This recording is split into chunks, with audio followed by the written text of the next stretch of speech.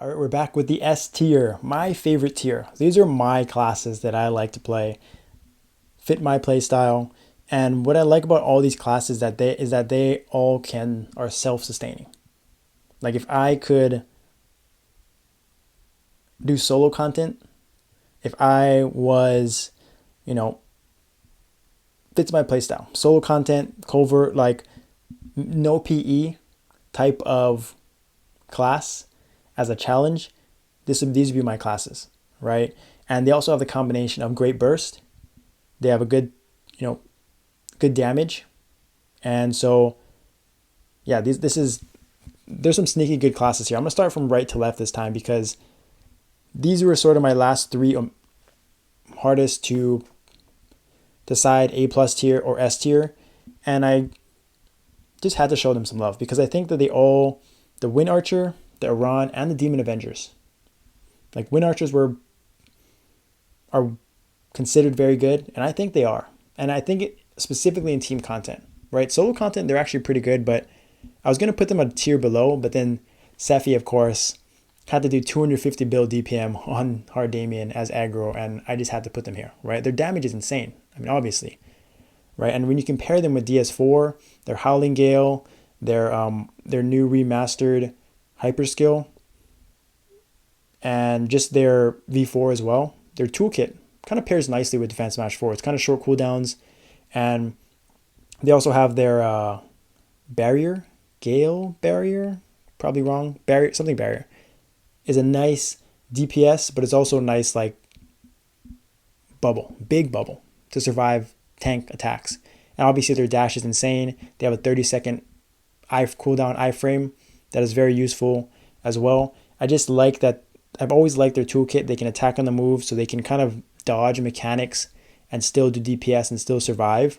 And I just think that they are just slightly a tier above Bowmasters, Wild Hunters, Pathfinders, and as far as just having like an overall complete kind of skill set. And again, if there any class is going to survive, it's going to be them. They're going to be able to handle any situation better than other archers, which is, you know, puts them just a tier above. And then Arans and Demon Avengers, sort of the underrated, overlooked warriors that I think deserve a lot of love. I showcased the Demon Avenger before. 300 bill, I think, 270 bill DPM in Lucid.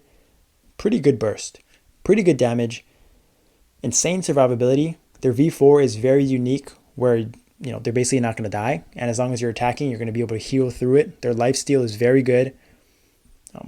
They have, and I think that one of the things in this current meta especially is that I really think is valuable is the leech lifesteal self-heal ability. Right? If you can like heal through certain skills, it's almost more valuable than an iframe. Consistently heal as well, which is what Demon Avengers have. As long as they're hitting and attacking, they'll heal through anything, and they take reduced damage overall. So the only thing that they were lacking before was damage, and with the new rebalance in V4, their damage is very, very good, and I think that they are definitely back and definitely very, very good. And then Aran, 4 iframes. Let's start off right there. 4 iframes. Maha's domain is party heal as well. And they just have 4 iframes. They have leech. They can self-heal. The Ron, Axelrad in our Hardamian doesn't need PEs. I like that. Heal through fair trade. Party heals. Iframes he can cycle through. They just shouldn't die, right? And their damage is pretty good, right? Their line count is pretty good. They have better than expected burst.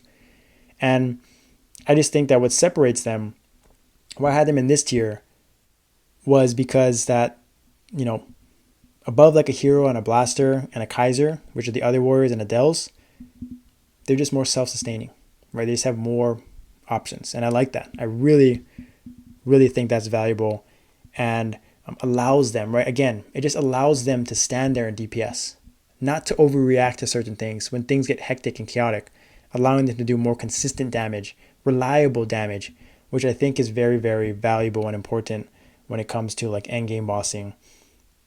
as well. Maybe not the high peaks as some other classes, but still. Nothing, you can't do damage if you're dead, right? And then these next classes, Shadowers, full transparency, I think they're the best thief in this group. So don't be misled by the order that it's in. I think they're better than Dual Blades, and I think they're better than Nightwalkers. They have better burst, kind of 6-second, and the meta right now is again 6 to 10 second windows of burst paired with Defense Smash 4, and the Shadowers have the best of the bunch. On top of having iframes that they can cycle through, 15 second, 45 second, they have Dark Side as well. They have good consistent damage, and they have just very good burst. So I think that they are great, the best of this bunch, thieves. And I think they have a little bit of lifesteal as well. So they have a little bit of self-healing, but I think Shadows are very good. Very underrated when you compare it to other classes. A lot of people think that Dual Blades and Nightwalkers are better. Maybe they are. Can't disagree with you, but I have Shadowers slightly above them as far as better burst, better DPS, and a good enough, very good toolkit to be aggro, to survive, to maintain your DPS. And the mechanics, underrated. Sephi had to put them, they might not be my top 10 here, but I mean they have to be in this upper echelon. Their DPS, Covert 45, 46k Covert, probably higher. You've seen the showcase of them beating out the top Paladin in their server, aggro, DPS wise. Mechanics are very good. They have a party heal that is going to heal through fair trade. Good burst, good DPS. I just think that they are a tier above the below pirates, right? Their damage is just a little bit better. Burst is a little bit higher. Their DPS is a little bit more sustainable and they have a few iframes, I think, short iframes too, that they can use. And I think that just separates them from the other pirates as well. And then DKs and Nightwalkers are basically identical as far as how their kind of their skill toolkit is made up, right? Good burst. DKs arguably have the best burst, kind of short 6-second burst in the game, very underrated. Nightwalkers, great burst as well, on a 60-second cooldown. They both have Leech, Lifesteal, self-sustaining. I love that. Iframes, just a good toolkit, right? High-end burst, peak burst, which I always appreciate, which is what's very nice in this meta. Not the best. Good sustaining DPS as well. And then they're just leeching, lifesteal, which is just amazing to heal through mechanics, to survive mechanics and tank mechanics with the HP pools that are right now. If you can just heal a little bit to survive certain attacks and just stand there and tank through stuff, huge, right? I love both those classes. Very underrated, very, very strong classes. And then, DKs and Nightwalkers are the identical Warriors and Thieves, Demon Slayers and Dual Blades are exactly the same as well. Great burst, 3 iframes. They have their own Leech, Lifesteal. Demon Slayers are slightly better. I think their burst is a bit better.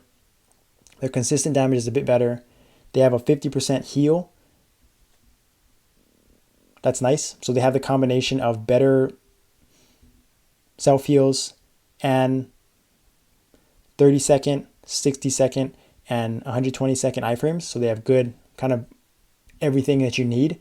They have a stun as well. Dual Blades, I've underrated for a long time. I forgot that they had 3 iframes, and I just love that about them. They're back. Very good, very tanky. They have, I think it's a 60-second and 2-minute cooldown iframes. So it's not the greatest. They're not always accessible, but I just love that they can do their big burst on the move. They have short skills as well, like their V2 and V3. Yeah, their V2 and V3 are kind of short cooldowns, similar to Phantoms, but their V1 is a big burst now, 2-minute cooldown, and they have consistent damage from their V4 as well. So I love Demon Slayers, and rightfully so. I love dual blades. Very, very good as well. And then Paladins last. I almost put them in the SS tier, to be fully honest. But when pulled, they were the most popular, but they were also the most overrated. And I think that, are they overrated? Slightly. I do think that